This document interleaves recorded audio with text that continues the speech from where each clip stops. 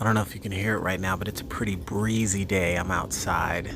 There's barely a cloud in the sky. Pretty blue skies, about 80 degrees, high 70s. And I just had to step outside for a minute. I got some good information in my brain, some good nuggets I just picked up. I want to try and put them down right now because sometimes when you get introduced to ideas and concepts and ways of thinking, it's important to try and restate what you just heard because it's like, whoa, whoa, whoa, whoa, what was that? Run it back. Say that again. Can you repeat yourself, please? Pardon me? What was that? And because if you haven't heard something that's new and unique in concept to you, you almost don't think you heard it right because it doesn't sound correct. It's in a format you haven't heard it. And I think that when you look at certain things that you do on a day-to-day basis, it's easy to develop patterns, right? Patterns of seeing things, expecting the turn coming up down the street on the left because you always go that same way to work or that same way to get home, or that's the way you go when you go get to the freeway, as an example.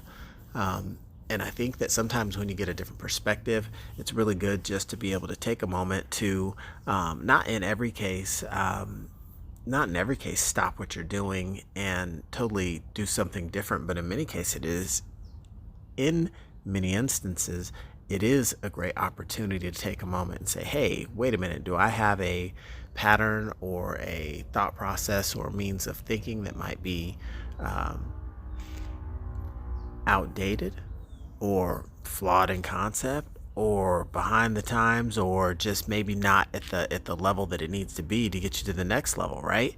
And they always say, the problems that you have today, or to solve the problems that you have today, they're not going to be solved by the type of thinking that you've had leading up to this point. So when you get introduced to information, sometimes that's one of the things you want to do is just take a moment to regurgitate it. So if I haven't let into that enough, I want to just take a quick second to pause right before I dive into this a little bit deeper, and can't wait to take you guys on a ride with me. Let's go.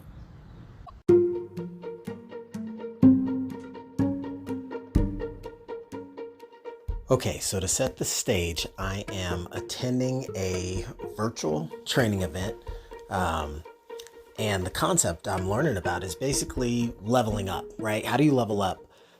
Especially in an instance where you might feel like you're limited in your capabilities to really do so, right? How do you clear your thinking and map out a path for success that's essentially going to be one that you want to focus on, right?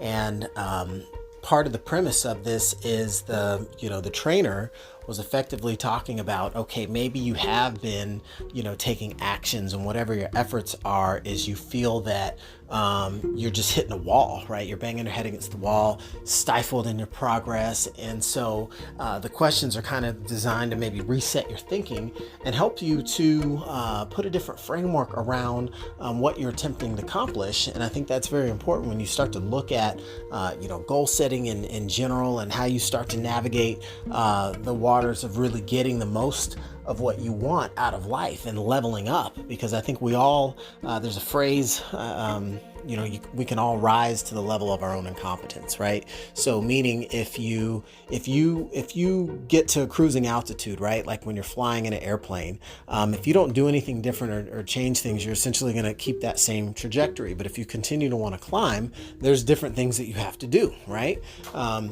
So when you look at it from the standpoint of overall growth, it was just interesting to hear what successful business person had to say about how to kind of crush those obstacles and kind of step back and recall that a lot of this isn't that it's so novel in concept. It's just that we have to be reminded sometimes of all the good nuggets that we've already been exposed to. So what I'm going to try and do is just essentially, like I said, regurgitate a little bit of what I learned and share some of the experiences I've had that made the training really sink in for me, because I had multiple instances where the info that was shared mapped to a certain point in my life where something in that arena really hit home. And I share that with you guys thinking that, maybe the same would be the end result that you'd receive, that same benefit. Maybe the point can be driven home by an experience that I've shared. And furthermore, you might even have a similar or completely different experience that it ties into you and to make it that much more rewarding. So 5 pieces, and I'll break them down as follows. So number 1, the question is, what's your goal, right? A pretty basic question, but thinking about it a little bit differently and saying, well, what's the main goal objective? Let's talk about, like, let's just say, we'll pick on the easy ones, like a New Year's resolution. People want to make more money and get in shape or something like that, right? If you basically said, okay, well, you want to make more money, well, then you got to really get into what's the main objective that you're trying to accomplish. Are you trying to just, get a nicer car, a nicer house? Do you have a strong compassion to donate to charity and do something in the philanthropic space? As far as your donations, is there some other cause? Are there specific people you're trying to help? What's that goal objective? So if you had 10 million, boom, there you go. That's your goal, is to get rich. Now what are you going to do with it? Because if it's just to have it, well, then what, right? Okay, you've got all this cash. Let's just say, how did you benefit from the attainment if you don't have a way that's valuable for you to put that to use or do something with it that makes you happy? Right? No different than if it's, okay, now that, maybe you look great, you're in shape, now what are the things, what is the objective of that? Is that so that you can, compete in sports? Is it just to look good? Is it that you want to live a more active lifestyle? And maybe you've been prevented by prior injury or other scenarios in your life.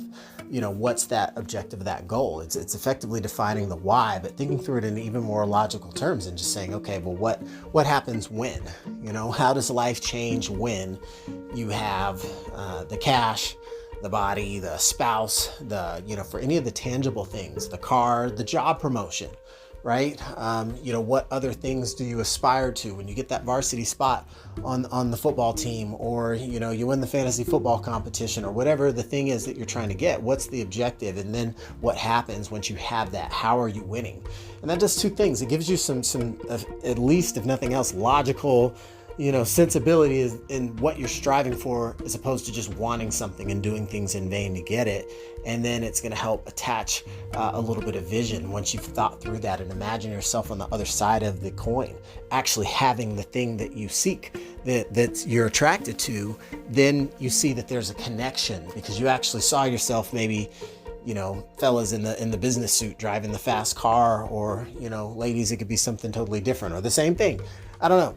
But, what that main goal objective really forces you to think and ask other questions, instead of just saying, I want, wealth and fame, or I want, whatever the things are that you as an individual that are hearing this start to think about. And so then the next natural question is saying, to get it, how will you give back? How will you give back to the world, right? So let's just say if you lacked health and now you gain health. Will you help others to gain health, right? If you lacked finances and then you gain finances, are you willing to contribute by maybe teaching others tips or techniques or strategies that might help them, right? If you go from being a have-not to being a have, are there success secrets as a part of your journey that you're willing to share, as part of that growth and contribution combination? The next thing was the date to be completed. I love this because, as we know, the idea of when you're goal setting, you guys have heard of SMART goals: simple, measurable, attainable, results-based, and time tested. It's got a timeline to it, right?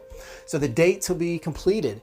And what the gentleman said here is, he said the task will take the time allotted.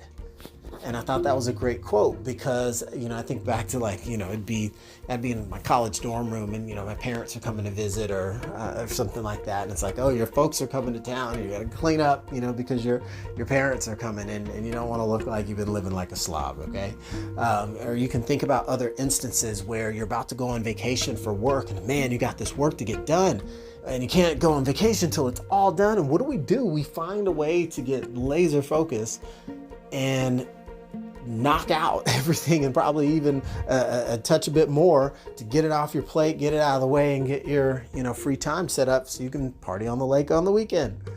So the task will take the time allotted. So many times we can look at ways to get the most out of ourselves by putting a definitive timeline on something that we want to get accomplished, right? Maybe you're an artist or musician and you've been working on a track for the longest. Put a date. Hey, I'm going to release this song on this date, right? I'm going to have it into my, editing and production team by this time. So you have that timeline that effectively establishes what you commit to. And that's when you start to see, intention really take hold, because you know that once you've put your goal out there and committed to the world that you're going to do something, or that you have a deadline, this must happen or else, guess what? It gets done. It gets done. And number 4, creating a plan. I think this one is pretty clear and straightforward. You've heard the saying, you fail to plan, you plan to fail. And, it's that simple. And so creating a plan is so important because, ambition and gusto are great. Those will get you started. But, if you charge off into the jungle with your machete, go headed the wrong direction, how far do you really get?